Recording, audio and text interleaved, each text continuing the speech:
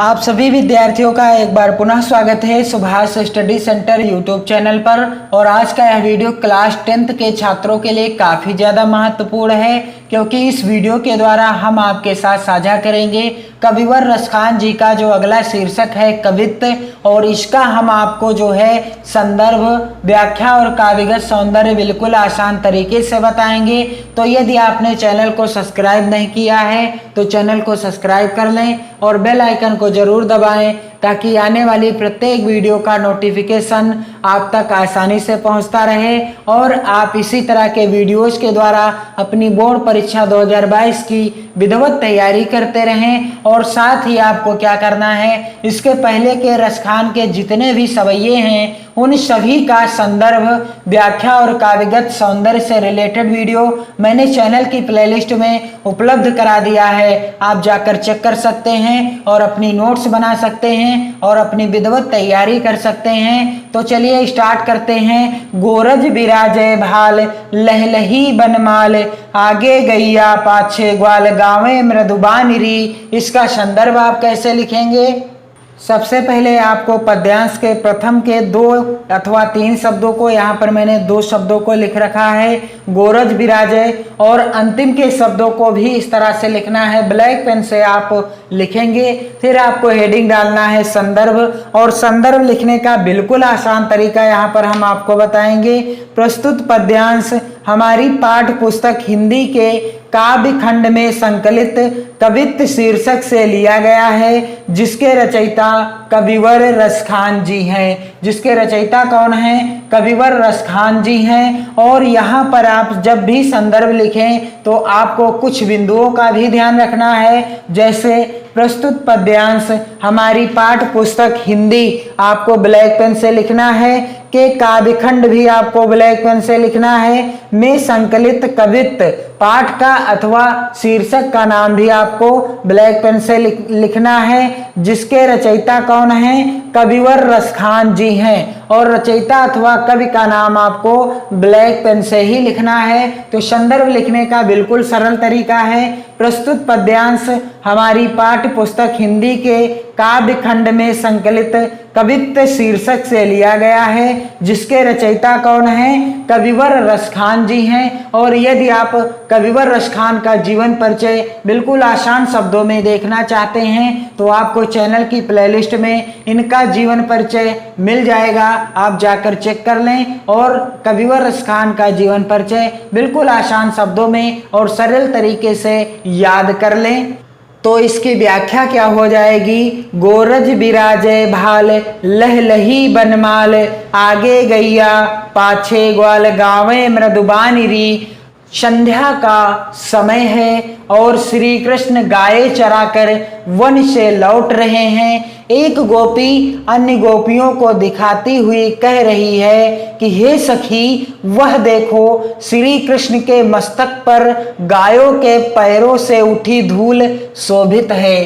संध्या का समय है, भगवान श्री कृष्ण गाय चराकर घर को अर्थात वन से गाय चरा करके वापस लौट रहे हैं, और उनके मस्तक पर गायों के पैरों से उठी धूल, गोरज बिराजे भाल, गायों के पैरों से उठी धूल उनके मस्तक पर शोभित हो रही है, और लहलही बनमाल, और हृदय पर अर्थात गले में उनके वनमाला शोभित है। गोपी क्या कहती है कि भगवान श्री कृष्ण के मस्तक पर गायों के पैरों से उठी धूल शोभित हो रही है और हृदय पर अर्थात गले में वनमाला शोभित है। और क्या कहती है गोपी अपनी सहेली से कि आगे गैया पाछे ग्वाल गावे मृदुबानिरी। आगे जो है गायें हैं और पीछे ग्वालों की मंडली चली आ रही है, और साथ ही नंदलाल मधुर तान के साथ गाते हुए चले आ रहे हैं। तैसी ध्वनि बांसुरी की मधुर मधुर जैसी, बंक चितवनी मंद मंद मुस्कान री।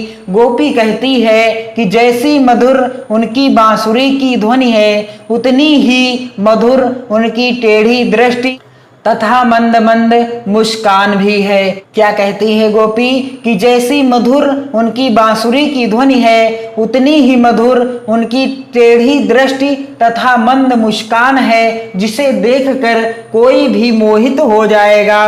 कदम बिटप के निकट तटनी के तट, अटा चढ़ी चाही पीत पट फहरानिरी। क्या कहती है गोपी कि आओ सखी जरा अटारी पर देखो, यमुना नदी के किनारे कदम्ब के वृक्ष के पास उनके शरीर पर लहराते पीत वस्त्र कितने शोभायमान हो रहे हैं। क्या कहती है सखी कि आओ सखी जरा हम अटारी पर चढ़कर देख लेते हैं कि यमुना नदी के किनारे कदम्ब के वृक्ष के पास उनके शरीर पर जो लहराते हुए पीले वस्त्र हैं वे कितने शोभित हो रहे हैं। अटा चढ़ी चाह पीत पट फहरानिरी, रस बरसावे तन तपन बुझावे नयन, प्राणन रिझावे वह आवे रस खानरी। क्या कहती है गोपी कि वह आनंद रस की खान भगवान श्री कृष्ण वन से आ रहे हैं और वह आनंद की ऐसी वर्षा कर रहे हैं कि जिससे शरीर की सारी तपन बुझ जाती है, जिससे शरीर की सारी तपन बुझ जाती है। इस प्रकार वह हमारे नेत्रों और प्राणों को रिझा रहे हैं। तो इसकी व्याख्या आप कैसे लिखेंगे? गोरज बिराजे भाल लहलही बनमाल, आगे गैया पाछे ग्वाल गावे मृदुबानिरी। इसकी व्याख्या क्या हो जाएगी कि संध्या का समय है और श्री कृष्ण गाय चराकर वन से लौट रहे हैं। एक गोपी अन्य गोपियों को दिखाती हुई कह रही है कि हे सखी वह देखो, श्री कृष्ण के मस्तक पर गायों के पैरों से उठी धूल शोभित है और हृदय पर लहराती हुई बनमाला शोभित है। गोरज बिराजे भाल लहलही बनमाल, उनके मस्तक पर गायों के पैरों से उठी धूल शोभित हो रही है और हृदय पर अर्थात गले में बनमाला शोभित है। आगे गैया पाछे ग्वाल गावे मृदु बानरी। क्या हो जाएगी इसकी व्याख्या कि आगे आगे गायें और पीछे ग्वालों की मंडली चली आ रही है और मधुर तान के साथ गाते हुए नंदलाल आ रहे हैं। मधुर तान के साथ गाते हुए नंदलाल आ रहे हैं। तैसी ध्वनि बांसुरी की मधुर मधुर जैसी बंक चितवनी मंद मंद मुस्कान री। इसकी व्याख्या क्या हो जाएगी कि गोपी कहती है कि जैसी मधुर उसकी बांसुरी की ध्वनि है उतनी ही मधुर उनकी टेढ़ी दृष्टि तथा मंद मंद मुस्कान भी है। उतनी ही मधुर भगवान श्री कृष्ण की टेढ़ी दृष्टि और उनकी मंद मंद मुस्कान भी है। कदम्ब बिटप के निकट तटनी के तट, अटा चढ़ी चाही पीत पट फहरानिरी। वह गोपी कहती है कि आओ सखी जरा अटारी पर देखो, यमुना नदी के किनारे कदम्ब के वृक्ष के पास उनके शरीर पर लहराते पीत वस्त्र कितने शोभायमान हो रहे हैं।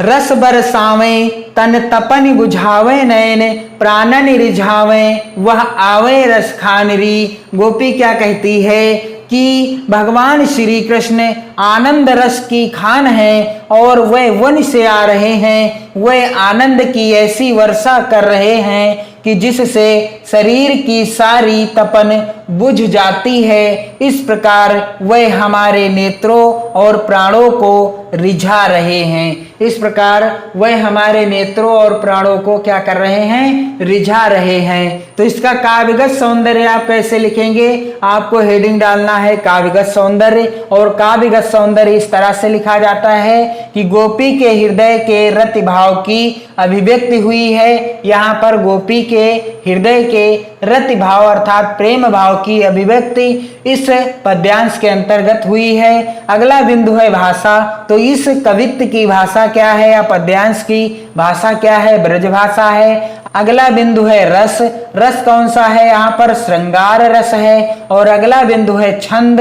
तो यहाँ पर कौन सा छंद है? कवित्व छंद है। अगला बिंदु है अलंकार। तो यहाँ पर श्लेष और अनुप्रास अलंकार है। तो कुछ इस तरीके से आप कविवर रसखान जी का कवित्व का संदर्भ, व्याख्या और काव्यगत सौंदर्य आसान तरीके से लिख सकते हैं। आप चैनल के साथ जुड़े रहें, वीडियो को अपने मित्रों में भी शेयर करें और साथ ही अपने प्यारे प्यारे कमेंट्स करते रहें, पढ़ते रहें, मस्त रहें, खुश रहें, खुशियां बांटते रहें। जय हिंद।